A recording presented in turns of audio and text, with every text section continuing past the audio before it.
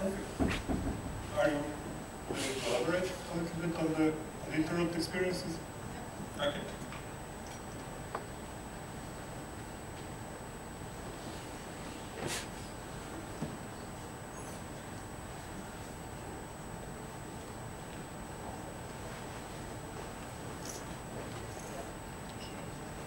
So, my name is Ljubica Denic. I'm the regional director responsible for Central Eastern Europe. I like to say that basically Central Eastern Europe is everything that used to have a red star once upon a time. And I'm also responsible for Greece from the Orthodox perspective and for Turkey from the perspective that we were under Turks from under 500 years. So we are turning the now like to kind of operate Turkey, at least on the Interoute level.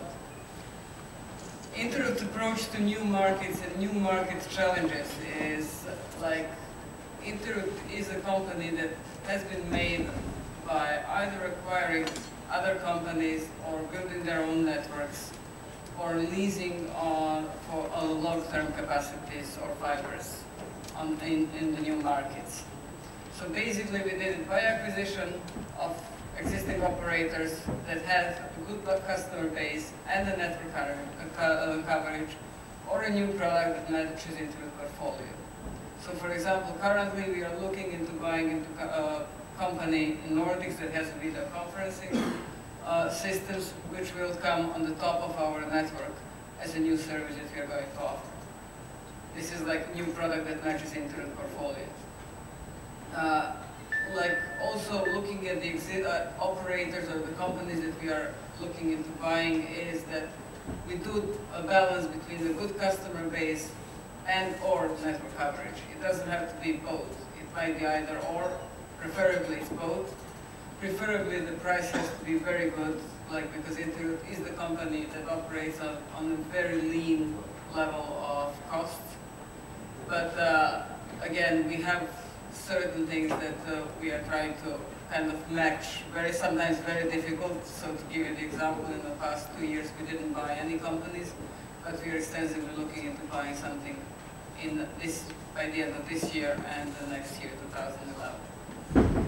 Another option is establishing channel partnership in countries with no coverage. So basically we are looking for the partners which can be an operator, an ISP, like that will basically together with us sell the services that we do have and are offering internationally.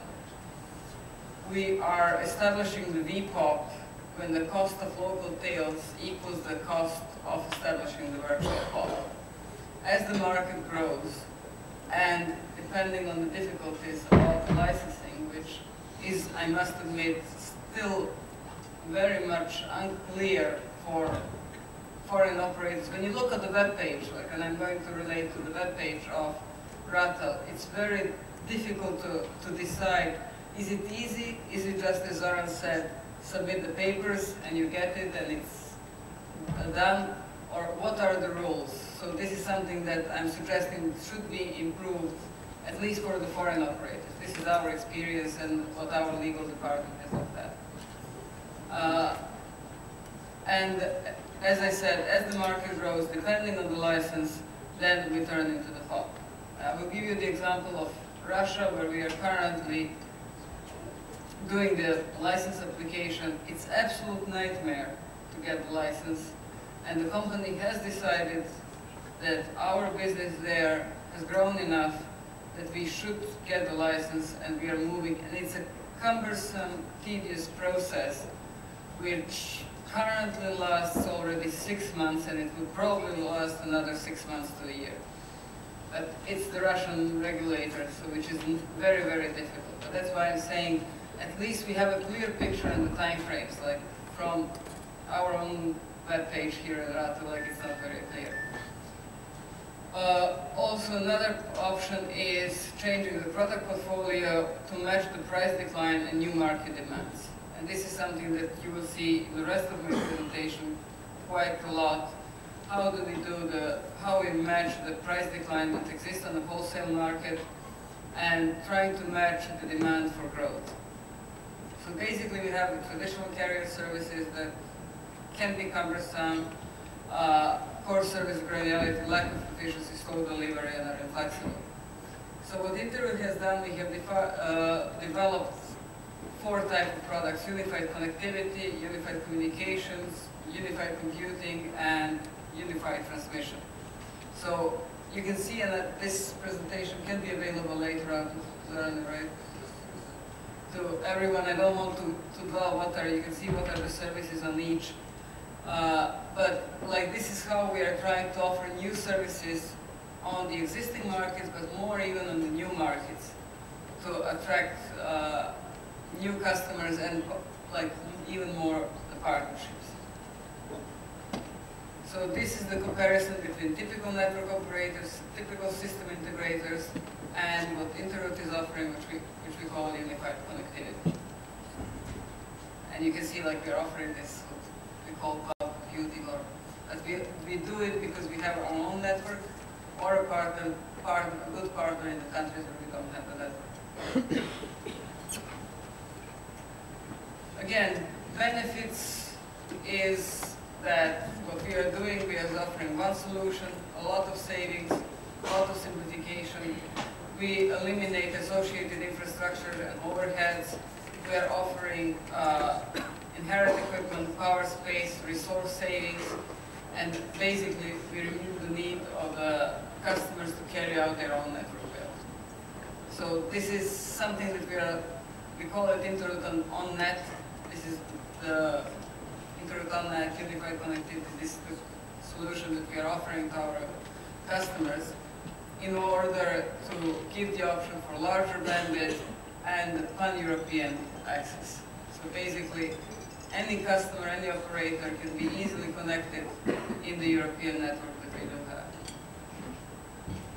So again, I will just go through this very quickly. Like basically, we offer flexibility, connectivity, simplicity when you want, where you want, and this is our current network and where we are serving. And you can see here that actually Serbia and Balkan countries or ex-Yugoslavian countries are, for Interoute, still a big hole where we haven't entered, and we are looking, but we are looking to enter this market through the partnership with the existing operators, because there is enough of the operators here that are having the services that we can basically partner and create a really a pan-European service, not only Serbian service or like ex-Balkans or ex-Yugoslavian service.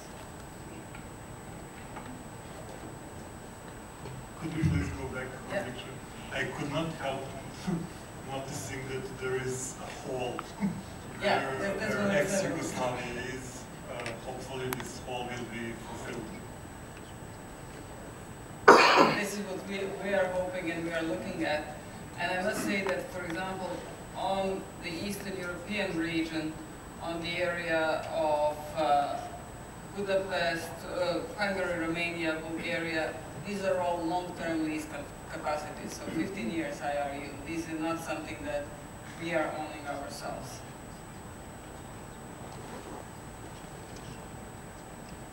Again, unified transport network solution, as I said, different services through one network, and this is something that can easily be established here with the operators that exist here.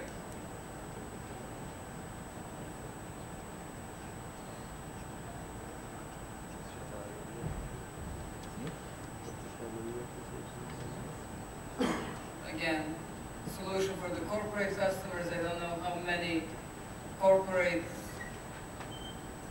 people we have in the public here in the audience, but again, something that we are looking into again, doing something with the partners in Serbia.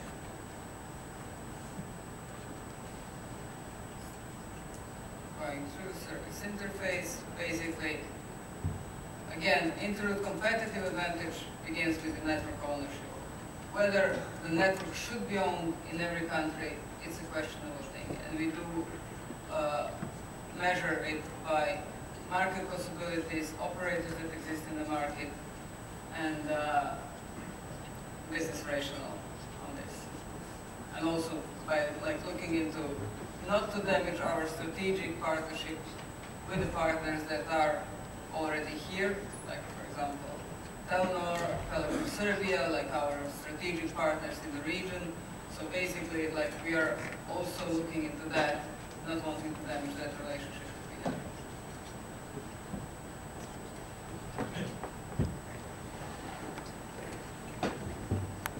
Thank you very much. I believe that it was an interesting presentation with an interesting conclusion that new operators are actually bringing new quality, new services on the market.